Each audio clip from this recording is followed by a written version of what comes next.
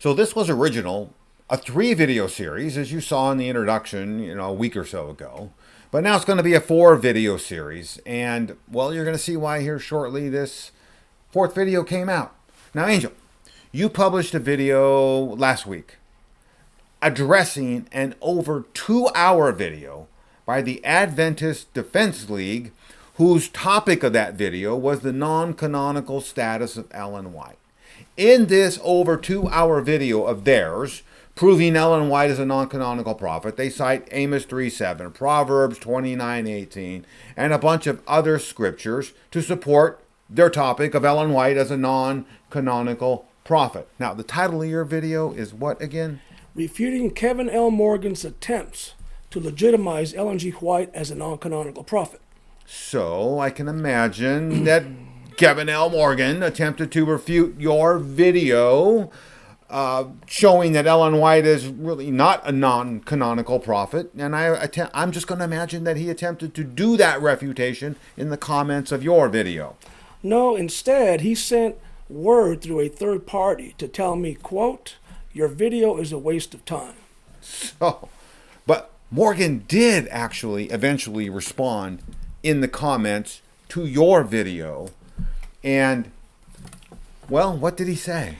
Well, rather than address the 5 major factors that I pointed out in my video, I outlined them, refuting their claim that Ellen G. White was a non-canonical prophet.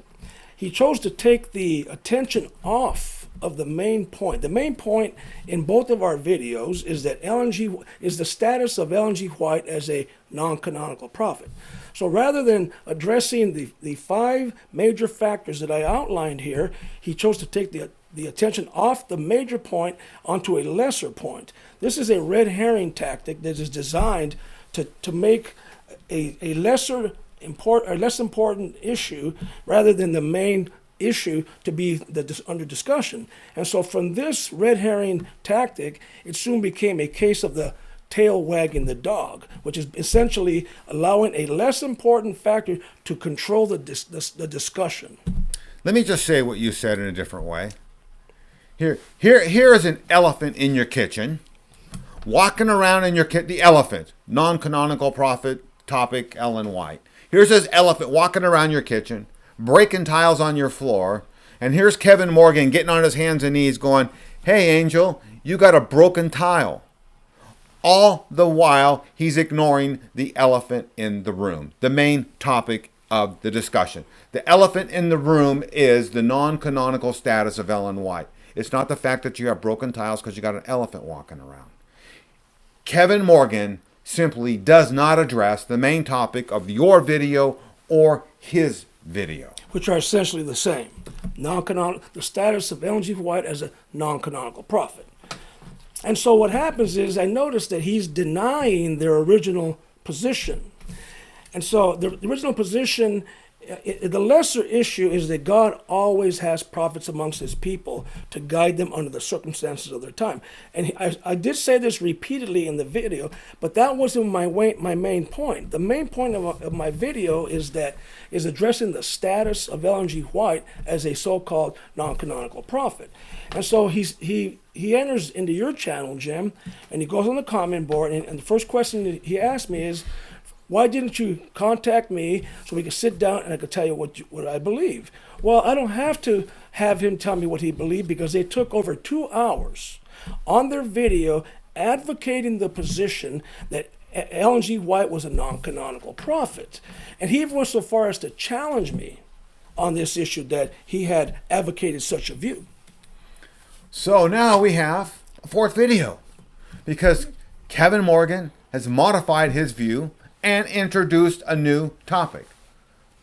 Now, he challenges me on this to prove it. Well, now, Mr. Morgan, this is why I have waited until now to answer your question.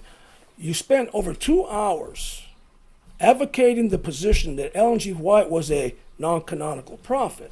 Well, rather than acknowledging, say, hey, you raised some good points in your video, and we're going to recant this, and now this is our new position. If you had the integrity to do that, I would have said to Jim, take the video down. They changed their position, and now they have a new position, okay? And so you rightly identify this as prophetic blackouts, which clashes violently with the official Seventh-Day Adventist teaching that God always has prophets amongst his people. Isn't that something? Kevin Morgan responds to your video. Doesn't respond to your video, really. Your video is about Ellen White and her status as a non-canonical prophet. He responds with a completely new topic. Doesn't address the topic of the video of yours, which yours was addressing the video of his, and the topic was Ellen White is a non-canonical prophet. So here we are again with this fourth video. So let me just say this rhetorically. The Seventh-Day Adventism teach prophetic blackouts? By the way, what is the definition of a prophetic principle that we heard Jason Thomas use, which Kevin Morgan is sitting there nodding his head when Jason Thomas is saying, he's going, yeah, more information. He's nodding his head as he is quoting Amos 3:7 and using this prophetic principle. So we're going to show in Adventist literature in this video that there's no such thing as prophetic blackouts. We're going to show that the Adventist Amos 3:7 prophetic principle is of an Adventist God who warns all peoples in all ages of all significant historical events, whether they be negative or positive. And by the way, this prophetic principle that you're going to see here in this Adventist literature predicts a future prophet. So we're now going to examine a series of Adventist quotes spanning many, many decades. We're going to let Adventist literature speak for itself. We're going to let Adventist literature refute Kevin Morgan and his now new argument of prophetic blackout, which doesn't exist in Adventist literature. And in doing so, Mr. Morgan, I have provided you and the rest of our viewing audience the timeline where you clearly advocated this position that God, quote, always has prophets amongst his people to guide them in the circumstances of their time. But now, in modifying your view, you have a modified view that clashes violently with official Adventism's teaching that God always has prophets amongst his people to guide them in the circumstances of their time. Let's look at that literature now. Well, let's do it.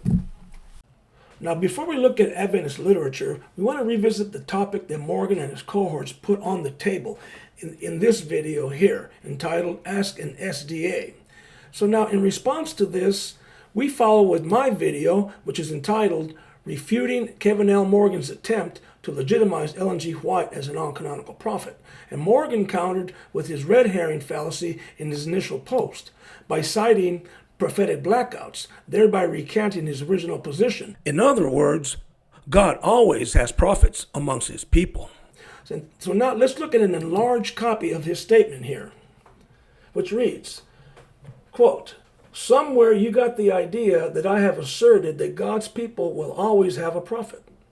Maybe you have a reference where that is what you understood me to mean, but I have said just the opposite, end quote. So it is clear that Morgan denies what he and his accomplices spent 2.5 hours advocating, that God always has prophets amongst his people. This is how he took the attention off of the topic of our videos. This is how he sidestepped the 5 major factors I outlined in my video. And I'll play a brief video clip so you can hear it for yourself momentarily. And this includes you, Mr. Morgan. You wanted the proof? Here it is. But be sure to stay tuned to the portion where we expose you when we pit you and your revised view against the official SDA position through their literature. And now, folks, here are the 5 major factors. 1 through 5, you have the different living arrangements between the Old and New Covenant ideologies, number 1 here. So there are several major disadvantages of living under the Old Covenant ideology, which I mentioned. Therefore, there was a need for prophets. I also outlined this, that the ancient Israelites did not have a copy of the Bible in their possession, including that they were illiterate. I also mentioned that there was no closed Old Testament canon, and the New Testament period was a transitional period, and there was still a need for prophets. And lastly, I outlined that there was no closed canon until 397 AD. Hence, no longer a need for prophets. Morgan sidestepped all of this by taking the attention off the topic of both of our videos, which was the status of Ellen G. White as a non-canonical prophet. What he did here was that he used a red herring fallacy, which is a tactic that is used in order to distract from a relevant or more important issue. In the novel A Study in Scarlet, Detective Sherlock Holmes examines a clue, which is later discovered to be intentionally misleading. This leads to Morgan's second fallacy, which is a case of the tail wagging the dog. Notice, what he did here is the subject of both of our videos is the status of Ellen G. White as a non-canonical prophet. And so he sidestepped my refutation of their video by addressing a related but off-topic issue. So this is the tail wagging the dog, allowing a less important or related issue to control our discussion. Now, here is the proof Mr. Morgan asked me for. The proof where he was advocating the view that God always has prophets amongst his people to guide them under the circumstances of the time that they are living. This is the video, and you'll find him advocating this argument beginning at 34.13 in the timeline in my video. Watch Morgan nod his head approvingly and listen to his responses. You know, there's a verse that comes to mind that I think that about this. There's this principle about prophets. Amos chapter 3, verse 7. It says, "Surely the Lord God will do nothing, but he revealeth his secret unto his servants, the prophets." So what I'm seeing about prophets and what I see about Agabus is that God is definitely revealing to them what's coming to God's people. So Okay. I think that's what I necessarily see, so in this. Okay, so it's information. Yeah. There you have it. Now, but thanks to Jim, I am now aware that the term prophetic principle is code for God always has prophets amongst his people. So here in the video, you saw Jason citing this prophetic principle. And we also have Kevin Morgan affirming this prophetic principle, and he does so twice. Now you are about to see this prophetic principle advocated throughout Seventh-Day Adventist literature as we take a walk through memory lane. But let me point this out first, Jim. If Morgan did not believe this so-called prophetic principle, that God always has prophets amongst his people, this was the place to say it and correct Jason. Instead, he affirmed it 2 times. In fact, he even opened up a can of worms, compounding matters even further, as you will see as we go through these citations from official Adventist literature. You know, you're absolutely right.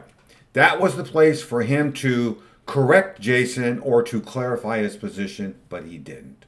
Nonetheless, we are now going to look at official SDA teaching, and you know what you're going to see? There's no such thing as prophetic blackouts. So let's look here first. All ages, keep this in mind, as you're going to see, have or can expect prophetic warnings, and there is no prophetic blackout possible. We're going to start here with Ministry Magazine, 2004. We're going to look at this red box here blown up on the next slide. And what do we see here? Well, first at the very top, you can see we got Amos 3:7 highlighted. And look what it says at the bottom. God has provided special prophetic assistance throughout history.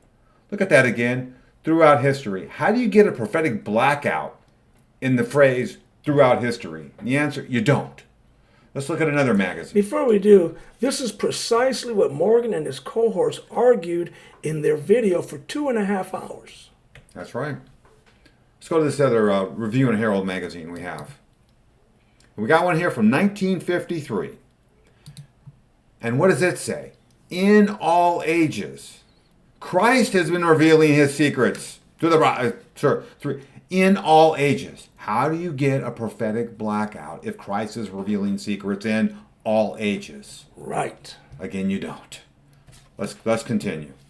This is just more of the same in magazines. Signs of the Times, Review and Herald. Look at the Signs of the Times, 1941. This is what? Divine assurance. And divine assurance of what? Not just events that occur in the Bible, but upheavals, changes, crises occurring throughout mankind. Look at the 1955 Review and Herald. Of course, we quote Amos 3:7 again. I like this quote. Look at this. We quote Amos 3:7 more than other Christians. I want to say, of course you do, because you don't quote it properly, as Angel already showed in his first video. And then you're going to see a consistent theme here. Look at the purple text at the bottom.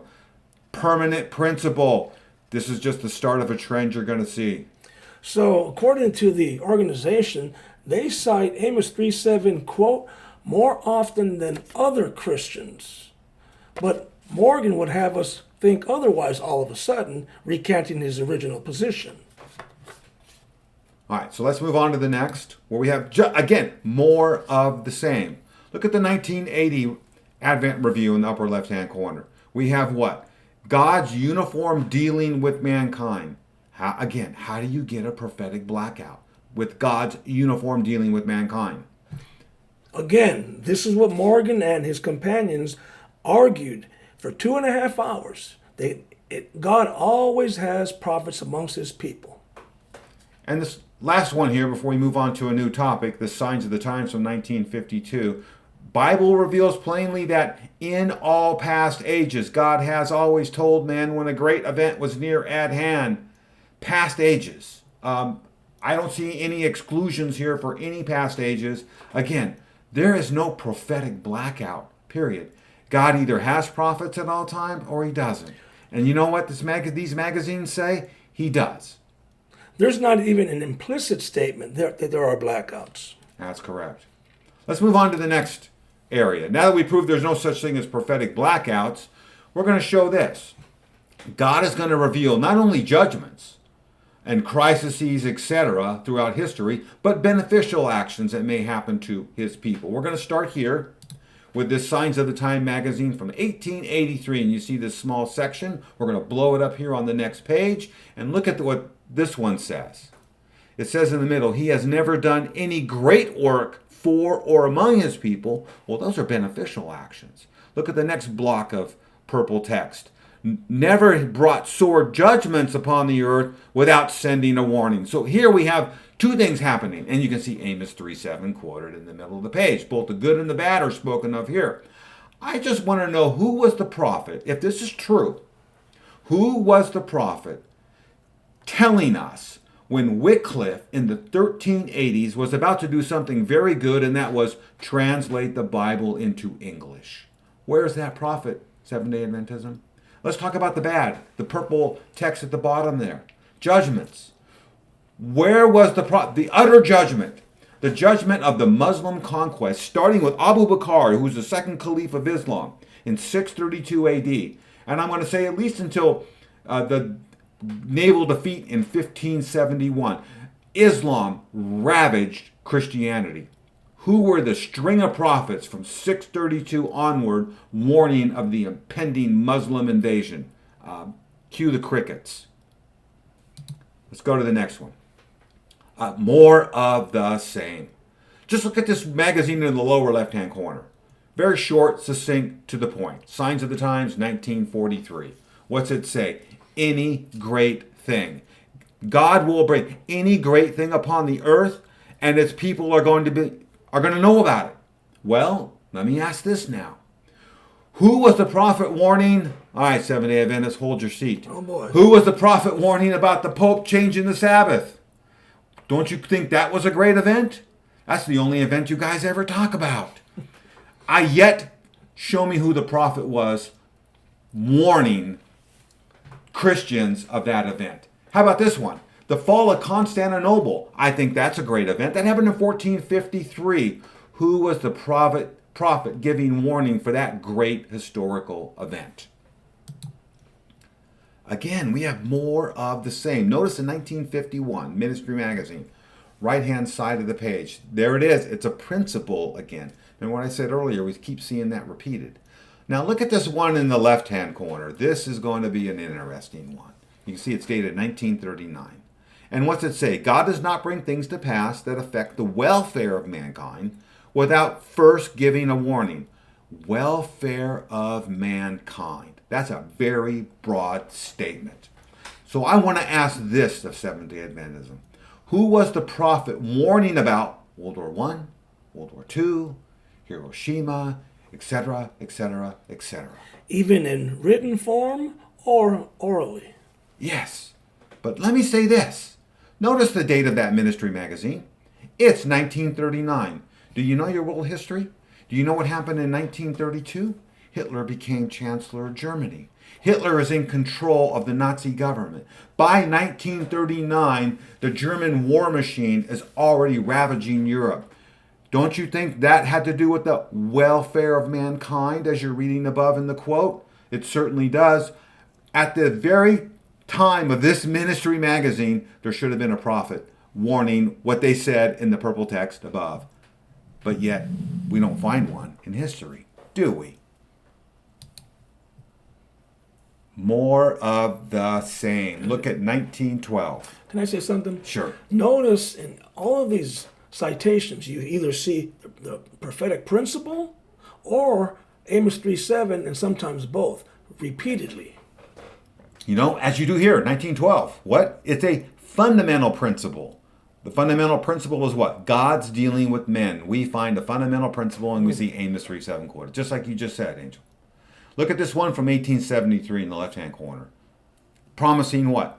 That God never leaves his people in the dark concerning any important event, which materially affects them before the event occurs. Okay, let me ask this now. Where was the prophet warning about the Catholic Inquisition in the 1540s? How about this? Adventism teaches in their literature of the apostate Protestant faith falling away from the faith. Where was the first century prophet warning about that? Don't find it again. Let's do this last one here. Yeah, this one here I liked. God always reveals his present truth. Not a word not a concept I see often spoken about Adventism today. Spoken of frequently of Adventism of yesteryear, but present truth is simply the Adventist teaching of God is revealing truth, which it actually means truth that's not found in the Bible, but truth only relevant for a certain period of time. And they use Amos 3:7 to substantiate that. It's just goes without any further explanation. Now let's bring up this topic. Speaking of the prophetic principle, how about a future prophet? Do you Seventh-day Adventists expect a future prophet? What does your literature teach? Well, let's look at this one here. They got Signs of the Times in 1893. And we're going to blow up these two sections. I'm going to put them together as one on the next page. We have this. So, part at the top, there's your Amos 3:7. And there's your assurance that God's going to let people know.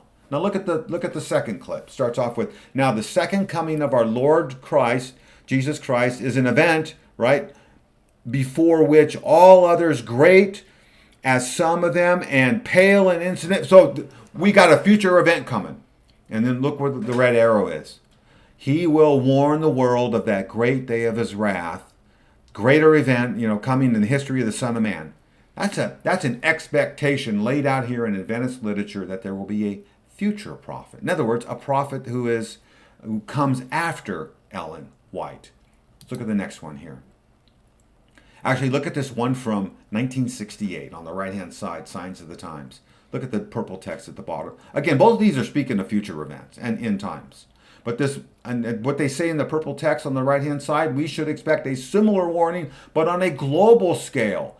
Everyone's going to be warned of the second coming of Christ. So in other words, we got a future prophet coming after Ellen White. And they even say it more in more magazines. Look at this one here from 1940 in the lower right-hand corner. There's the word principle again. Wasn't this like the third or fourth time I've said this? Absolutely. This is all future prophets and end times. That it's going to be expected, you Adventists should expect a prophet to come after Ellen White. All right, now this one here I like. I think this is interesting. So God's going to reveal his judgments and secrets, as we've seen dozens of times as Adventists misquote Amos 3:7. But I'm going to say this.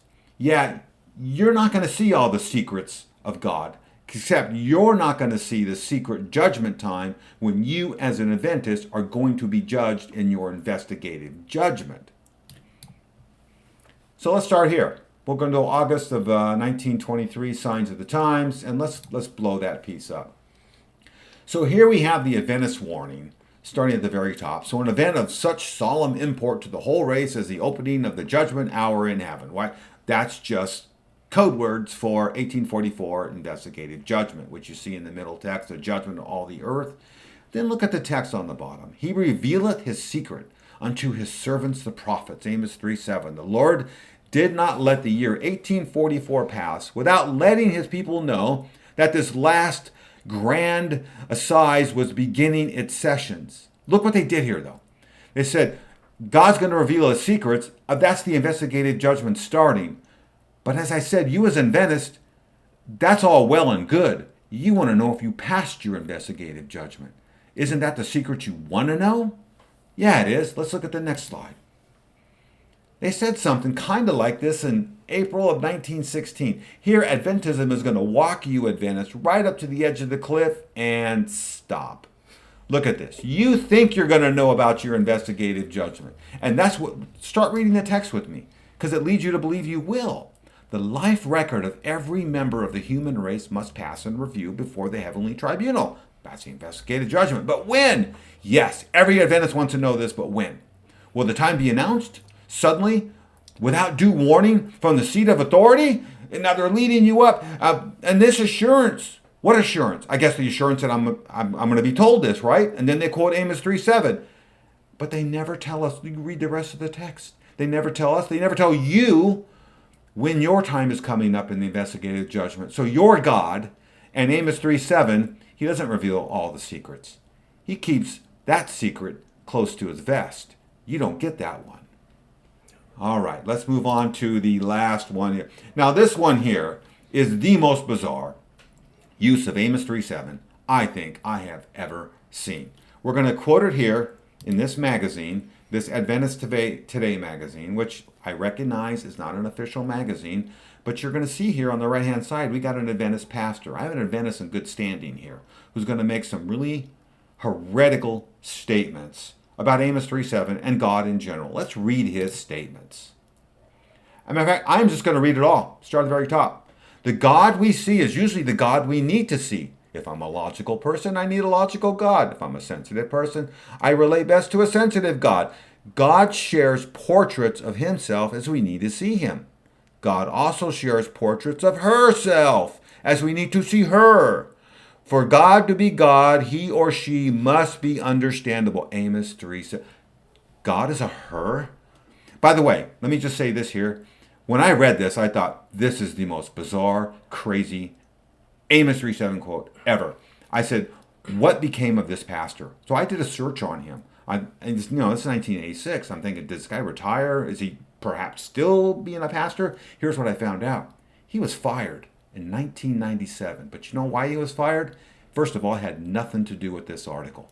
So this article was allowed to fly from 1986 until he was relieved in 1997. Actually, why he was relieved in 1997, you can go search his name and do it yourself, like I did. What he did was, he started his own ministries in his church, and he was withholding some tithe to fund those ministries. And you current Adventists know, don't mess with the tithe. You mess with the tithe, you're going to find you're going to be shown the door. And he was shown the door for messing with the tithe. Not this quote by calling God a her. So now we're going to review and summarize the official Adventist prophetic principle and how it flies in the face of Morgan's modified view. Up above, you read a historic timeline from Genesis to the present, beginning with Noah to the time of Ezra. Note the embryonic prophetic principle. Then we have the period between the testaments. No mention of prophetic activity. This brings us up to John the Baptist and the prophetic activity up until 397 AD when the lights went out. But notice again the prophetic embryo from John to 397 AD. And that is until the coming of Ellen G. White in 1844. Now, White has had no prophetic successor to our day, which is 2025. So what we have here is a panoramic view of God's dealings with mankind from Genesis to the present, to say nothing about the future. So, Kevin Morgan advocates for prophetic blackouts. That's what he is saying. Now, I understand it's my term, prophetic blackouts. But go back and read his comment again, because he's saying God does not always have prophets in every time. Well, that's prophetic blackouts. But you just read in Adventist literature which proves they teach no prophetic blackouts. That's a concept foreign to Adventist literature and doctrine. And so now let's review some of the events that occurred during this period from Genesis through the present. And so what we're going to find here is that during this period, Jim merely cited a small sample size of significant historical events, beginning with the Great Apostasy, the Muslim conquest, the fall of Constantinople in 1453, the Catholic Inquisition in the 1540s, World War I, World War II, Hiroshima, and we could probably cite a dozen, 24 more wars of that time period. And of course, 9/11. But what we have, the greatest event in Adventist history is the Pope changing the Sabbath. Who was the prophet telling us before, warning of the Pope changing the Sabbath? So, who are you going to believe? Kevin Morgan or the Adventist organization? Neither. The Adventist organization has made a promise of prophets preceding all these historical events that you saw, and there's no evidence of prophets warning of any of these events at all. So how do you trust an organization who makes promises about prophetic events and there isn't any? How can you obtain eternal life? How can you trust what they say about your obtaining eternal life? So what this video has shown is that Kevin Morgan is making a really rather new and novel argument in Adventism, arguing for prophetic blackouts. Adventist literature does not teach prophetic blackouts. Adventist literature does teach, actually Adventist literature obligates God to make promises to warn his people of all these historical events you see here in front of you. Yet we know there are no prophets identified warning of these and 24 or so more historical events. Neither Kevin Morgan nor the Seventh-Day Adventist Church can be trusted for accuracy or truth. And so, on behalf of Jim, this is Angel Ariano Jr., and we both hope that this video has been of great assistance to you. And so, until the next time, this is Angel Ariano Jr. on behalf of Jim, always reminding you to be sure to do all things according to the Scriptures.